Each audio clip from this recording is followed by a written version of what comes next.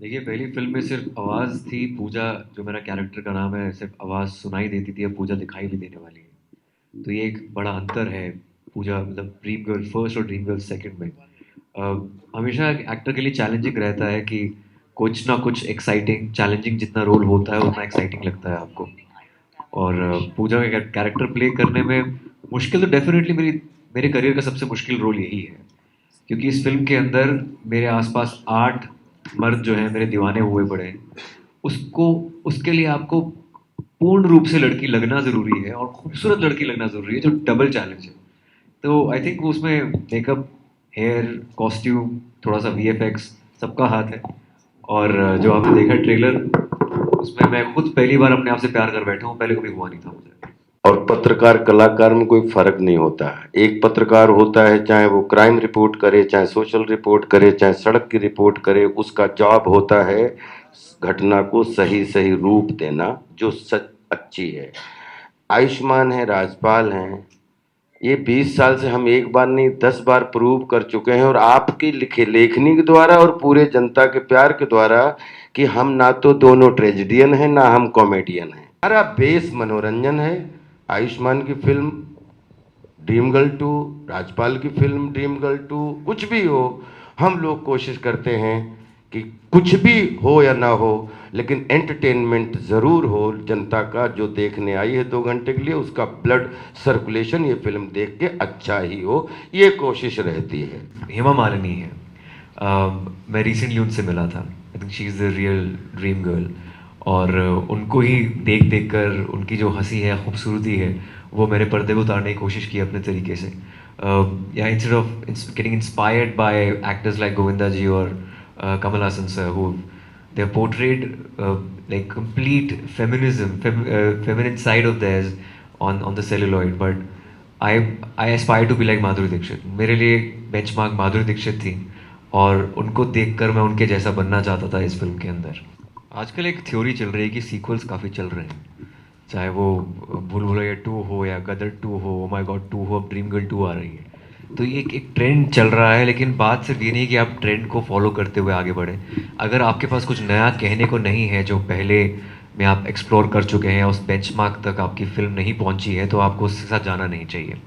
तो एकता और राज शांडिल्य ने यही सोचा था कि जब तक वो हम स्क्रिप्टिंग लेवल पर ना पहुंचे। आई एम ग्लैड कि इस फिल्म के अंदर कुछ नया कहने को है। जैसे मैंने पहले बोला कि इस बार मेरा कैरेक्टर पूजा सिर्फ सुनाई नहीं देता, दिखाई भी देता है। और अनन्या पांडे न्यू एडिशन है, राजपाल यादव न्यू एडिशन है, परेश रावल सर, विजय राज तो थे ही पहले से। तो ये सीमा पावा वो भी अभी नहीं है इस फिल्म के अंदर। तो यही है, इस पर स्टेक्स हाई हैं, क्योंकि एक सस्पेंशन ऑफ डिसबिलीफ होता है हमेशा जब भी आप एक लड़के को लड़की बनाते हैं। तो सबसे मुश्किल कार्य तो यही था कि आप लड़की लगें, और खूबसूरत लड़की लगें। सो यही था इस फिल्म का। लेकिन these are the two things which are new. One is Pooja दिखाई दे रही है, और स्टार कास्ट में एडिशंस और हुए हैं, सब धुरंधर हैं कॉमेडी के यहाँ पर। लेकिन हाँ, ये होता है कि अगर आप, मैं किरदार कभी घर पर लेकर नहीं आता। जब भी कैमरा कट होता है तो मैं बन जाता हूँ खुद, जो मैं आयुष्मान हूँ वही बन जाता हूँ। और वर्कशॉप्स काफ़ी करनी पड़ती हैं इसके लिए। तो ऐसा कुछ उसका अंश नहीं रह गया है मेरे अंदर पूजा का। लेकिन मुझे लगता है कि हमें अपने अंदर जो फेमिनिन साइड है उसको हमेशा जागृत रखना चाहिए, क्योंकि फीमेल गेज बहुत इंपॉर्टेंट है, चाहे वो स्क्रिप्ट को लेकर हो या हमारे समाज को लेकर हो। जब तक हम एक महिला के नज़रिए से समाज नहीं देखते हैं, तब तक हम आगे नहीं बढ़ सकते। और आई थिंक एंटरटेनमेंट की भी ये सबसे एक बोलते हैं ना कि दो रास्तों में बीच का जो ये मिलन होता है, कभी लड़का लड़की बन जाए या लड़की लड़का बन जाए, तो वो हमेशा देखने में उसका बेस मनोरंजन होता है, अच्छा ही लगता है।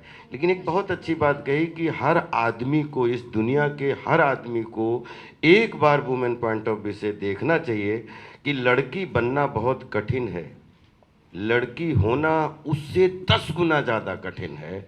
जो क्योंकि अगर जिस दिन हम लड़की के पॉइंट ऑफ व्यू से दुनिया सोचने लगेंगे, आप विश्वास कीजिए, हम जो एक बोलते हैं ना कि पुरुषवादी समाज जिसमें हम भी आते हैं, तो मुझे ऐसा लगता है दुनिया का कोई पुरुष अगर पुरुष है तो उसके आगे कोई न कोई नारी शक्ति है। और वो सम्मान जिस दिन पूरे देश और दुनिया में आ जाएगा, उस दिन फिर दुनिया को, दुनिया नेचर के साथ हो जाएगी, नेचर दुनिया के साथ हो जाएगा, फिर प्रॉब्लम बहुत कम हो जाएंगी। ऐसा नहीं है, ये दो विभाजन जो हुआ है ओटीटी और थिएट्रिकल में, लोग अब घर से बाहर निकल कर सिर्फ ट्राइड एंड टेस्टेड फॉर्मूला या ट्राइड एंड टेस्टेड कहानी को देखना चाहते हैं, क्यों नहीं तो आपको घर पे सब कुछ है, आपके इतना एक बुफे ऑफ एंटरटेनमेंट लगा हुआ है ओटीटी पे।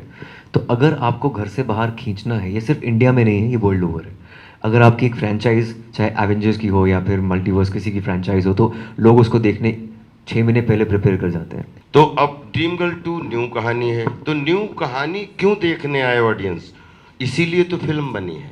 अब जैसे आप फ्रेंड्स या कोई भी तारक मेहता का उल्टा चश्मा, या एक आता था अपने सीरियल में ऑफिस ऑफिस, आप उसकी 1000 कहानी बना सकते हैं, लेकिन कहानी अलग होगी तभी बना सकते हैं। जेम्स बॉन्ड ले लीजिए, आप कितने हॉलीवुड की कितनी जो है 7-7 फिल्में 8-8 फिल्में बनी हैं।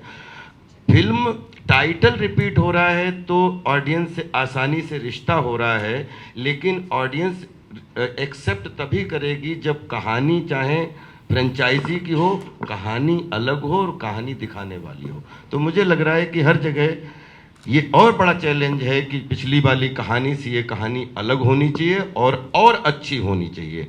तो मुझे लग रहा है कहानी के मामले में ये चैलेंज ज़्यादा अच्छा है। कोई भी विषय ऐसा हो जो पहले कभी सिनेमा में एक्सप्लोर ना किया गया हो, हमेशा उस विषय पे मैं फिल्म करना चाहता हूँ। उससे एक इंट्रीग बनी रहती है ऑडियंस के अंदर। और ये फिल्म कभी स्टार ड्रिवन या फिर कुछ नहीं होती है। आई थिंक ये सिर्फ कंटेंट ड्रिवन फिल्में होती हैं।